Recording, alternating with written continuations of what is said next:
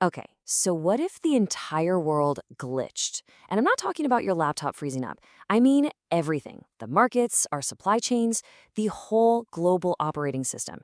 Today, we are diving deep into a truly radical plan that starts at that exact moment of total failure and proposes a complete reboot for the planet. So let's set the scene. The date is January 29th, 2026. The US market opens, and within minutes, you get that feeling, the one every trader absolutely dreads. A brutal, cascading free fall kicks off. And this isn't just one market. No, it's everything, everywhere, all at once. You know, this quote from Crypto Sleep just nails the feeling of that panic. It wasn't about clever stories or company fundamentals anymore. This was a raw, mechanical sell-off. It was just a desperate, mad dash for cash where the only thing that mattered was getting out the door. And this really shows you just how fragile the whole system was. I mean, Bitcoin, stocks, even gold, the one thing you're supposed to run to for safety, were all getting hammered. See, in a true liquidity crisis, traders don't sell what they want to sell, they sell what they can. And gold is liquid, so it basically got treated like a global ATM. This wasn't just one bad asset. This was the logic of the entire system just breaking down. Right, and here's the crucial point. The architects of this plan, they didn't see this as just another market crash. No, they called it the glitch. They saw it as this inevitable symptom of a huge paradox at the heart of our world.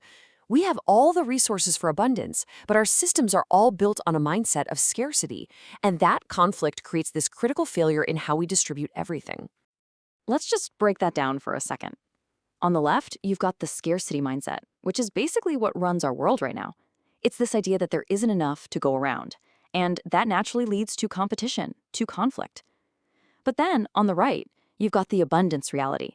We, we actually have everything we need. The problem isn't a lack of stuff. It's a completely broken operating system for getting that stuff to people who need it. So if the old system is fundamentally glitched, what's the fix? Well, it's not some little software patch. We're talking about a full system reboot, a massive update to the global economic BIOS, really, designed to completely shift the intention of our technology. This image just captures the ambition perfectly, doesn't it? It's about moving from a world defined by errors, by extractive ROI, and system failure, to one that's built on regenerative principles, on flourishing, and on guaranteed prosperity. But wow, how do you even begin to power a transition that huge? The answer, according to these sources, is a totally new kind of AI. Not just artificial intelligence, but generated intentional intelligence, or Gen I. You see, the AI we have now is basically a logistics engine. It gets really good at the what and how. But this crisis was a human problem. Gen I is designed to start with who. It starts with human purpose and then prescribes a path for all of us to thrive.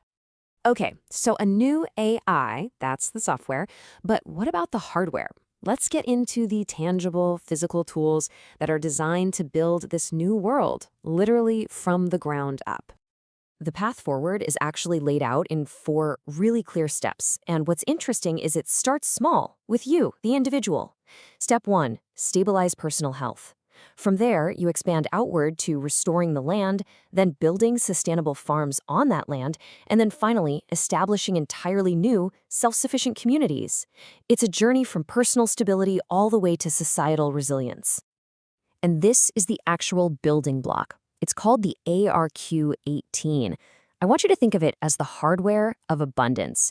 It's this self-contained, modular unit that uses things like vertical farms and solar skin to provide the 4 essentials for life, what they call the Big Four: clean air, water, food, and shelter. The plan calls for deploying millions of these things to serve as the foundation for these new communities. Okay, now this is where it gets really fascinating. How do you fund all of this?